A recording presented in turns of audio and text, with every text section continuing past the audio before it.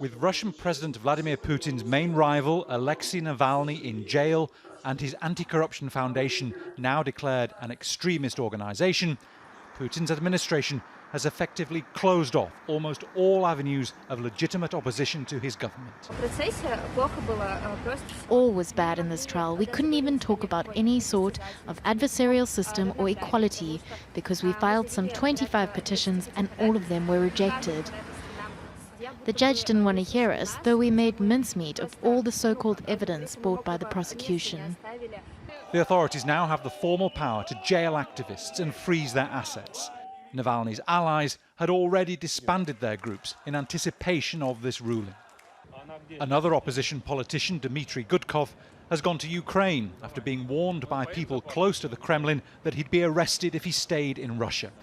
Most prominent anti-government activists are now either in jail, under house arrest, or have fled the country. My aunt is under travel restrictions. They gave me a hint that they would put her in jail at any moment. She's 60 and not ready for anything like this. This is Andrei Pivovarov, the director of the now defunct Open Russia, an opposition group linked to exiled oil tycoon and Kremlin critic Mikhail Khodorkovsky.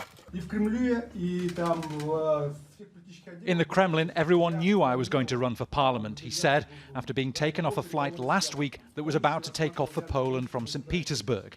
He's suspected of violating legislation on undesirable organizations.